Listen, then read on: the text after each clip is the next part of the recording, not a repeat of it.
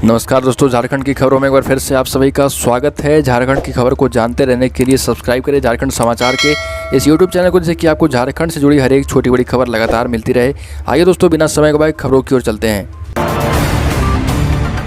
सबसे पहले और बड़ी खबर दोस्तों, एक तरफ पर्यावरण में बदलाव का नुकसान लोग उठा रहे हैं, वहीं दूसरी ओर कोरोना कहर बरपा रहा है। मतलब पर्यावरण संरक्षण का हो या कोरोना से बचाव का, लोगों की लापरवाही साफ नजर आती है। ऐसे हाल में डाल्टनगंज रेलवे स्टेशन पर पदस्थापित टीटी बीएम पांडे ने पुलिस के सहयोग से लोगों की जान बचाने और पर्यावरण संरक्षण के लिए अनोखी पहल की है और 2 नंबर टाउन में TOP 2 के पास मास्क न पहनने वाले और हेलमेट न पहनकर बाइक चलाने वाले राहगीरों के बीच पौधा वितरण किया गया। साथ ही दोस्तों, झारखंड में पिछले 24 घंटे में राज्य के विभिन्न हिस्सों में 49 पॉजिटिव मरीजों की पहचान आई है। अब तक 411 एक्टिव केस बचे हैं। अब तक राज्य में 3,46,279 पॉजिटिव मरीजों की पहचान की गई थी और इनमें से 3,40,737 लोग ठीक भी हो चुके हैं। बोकारो में 5, धनबाद में 2, पूर्वी सिंहभूम में 6, गुमला में 2, हजारीबाग में 8, जामताड़ा में 2, खूंटी में 2, कोडरमा में 3, लातेहार में 4, पलामू में 4, रामगढ़ में 2, रांची में 2, साहिबगंज में 5, सिमडेगा में 2 मरीज मिले हैं। झारखंड के धनबाद से शहीद निर्मल महतो चिकित्सा महाविद्यालय अस्पताल में भर्ती एक अर्धविक्षिप्त युवती के साथ गैंगरेप का मामला सामने आया है। पुलिस ने इस मामले में एक युवक को हिरासत में लिया है, जबकि दूसरा आरोपी एम्बुलेंस ड्राइवर फरार है। घटना रविवार देर रात की। आरोप है कि फीमेल मेडिसिन वार्ड में इलाजरत अर्धविक्षिप्त युवती को निजी एम्बुलेंस ड्राइवर संजय दास और उसका एक सहयोगी चाय दुकानदार ने अपने हवस का शिकार बनाया है।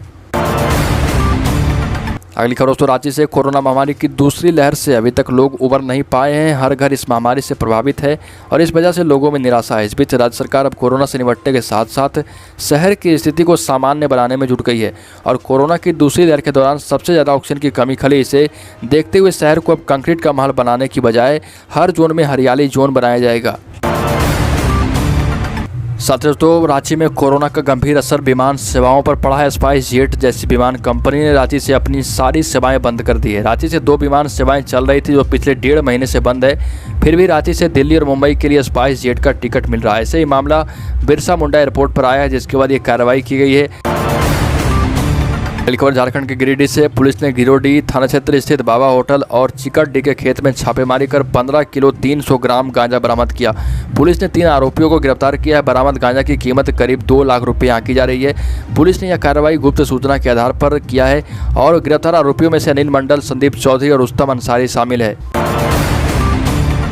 अगली खबर, रांची से कोरोना की तीसरी लहर की संभावना के बीच डॉक्टरों को लगातार ट्रेनिंग दी जा रही है। संभावित तीसरी लहर को देखते हुए राज्य सरकार ने रिम्स में ऑनलाइन इंटरनेशनल वेबिनार आयोजित की है और वेबिनार के माध्यम से UK, अमेरिका के विशेषज्ञों ने रिम्स के डॉक्टरों, विभागाध्यक्षों और मेडिकल स्टूडेंट्स को तीसरी लहर को लेकर कई महत्वपूर्ण जानकारियाँ दी है। अगली खबर दोस्तों, वैक्सीन लेने के लिए लोगों को और इंतजार करना पड़ेगा। जब तक वैक्सीन नहीं आ जाती रांची में, तब तक सेंटर बंद रहेंगे और झारखंड सरकार इसको लेकर रिपोर्ट जारी कर दी है। इनमें 449 लोगों ने वैक्सीन का पहला और 472 लोगों ने दूसरा डोज नहीं लिया है। झारखंड सरकार इस पर जल्द ही कोई निर्णय लेगी। अगली खबर दोस्तों, गैंगस्टर अखिलेश सिंह से अलगाव के बाद गुट तैयार करने वाले सुधीर दुबे को सितार मेडेरा पुलिस ने 3 दिन की रिमांड अवधि खत्म होने पर जेल भेज दिया है। रिमांड के दौरान पूछताछ में सुधीर ने बताया कि वो अपराध की दुनिया छोड़ना चाहता है। वह बिजनेस करने की दिशा में आगे बढ़ गया है। सोनारी में अमित राय हत्याकांड में हाईकोर्ट से जमानत मिलने के बाद वह जमशेदपुर में रहकर क्रशर का कारोबार कर रहा था। साथ ही दोस्तों, झारखंड में एक बार फिर से मानसून ने रफ्तार पकड़ ली है और दिन भर बादल छाए रहने के साथ साथ रुक रुक कर बारिश हो रही है। शाम 5:30 बजे तक जमशेदपुर जैसे जिलों में 52 मिलीमीटर बारिश रिकॉर्ड की गई, जो इस साल जुलाई में एक दिन में सबसे अधिक बारिश है और शहर का अधिकतम तापमान 33 डिग्री और न्यूनतम तापमान 26 डिग्री सेल्सियस रहेगा। आर्द्रता अधिकतम 91% और न्यूनतम 65% दर्ज की जाएगी।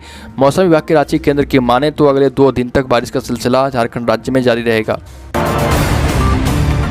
साथ ही दोस्तों, नेपाल के सुप्रीम कोर्ट ने 2 दिन के भीतर नेपाली कांग्रेस के अध्यक्ष शेर बहादुर देउवा को प्रधानमंत्री बनाने का आदेश दे दिया है। इसके साथ ही कोर्ट ने भंग पड़ी संसद को बहाल करने का आदेश दिया है। इस आदेश के साथ ही चीफ जस्टिस शैलेंद्र शमशेर राणा की अगुवाई वाली 5 जजों की बेंच ने हफ्ते भर से जारी सुनवाई खत्म कर दी है। नेपाल की राष्ट्रपति विद्या देवी भंडारी ने प्रधानमंत्री KP शर्मा ओली की सिफारिश पर 22 मई को संसद भंग कर दी थी।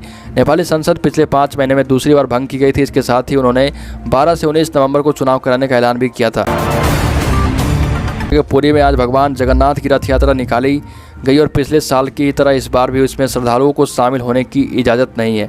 सिर्फ मंदिर प्रबंधन से परिषद से जुड़े और प्रशासन के चुनिंदा लोग ही शामिल हुए और जहां से यात्रा निकल रही है उन इलाकों में कर्फ्यू लगा दिया गया है ताकि इसमें भीड़ न जुटे। हालांकि सभी लोग घर पर बैठकर रथ यात्रा देख सकेंगे। अगली खबर जमशेदपुर के घाघीडीह सेंट्रल जेल में आजीवन कारावास की सजा काट रहे बादशाहपुर के गैंगस्टर फहीम खान ने दरबार में स्थित अपनी जमीन का पावर ऑफ अटर्नी पत्नी रिजवाना परवीन को सौंपा है। उसे शनिवार को जेल से पुलिस सुरक्षा में दिन के 11:30 बजे जमशेदपुर अवर निबंधन कार्यालय ले जाया गया। तो दोस्तों, झारखंड की खबरों में अभी के लिए इतना ही। आपने अभी तक इस चैनल को सब्सक्राइब नहीं किया तो सब्सक्राइब करें, इससे कि आपको झारखंड से जुड़ी हर एक छोटी बड़ी खबर लगातार मिलती रहे।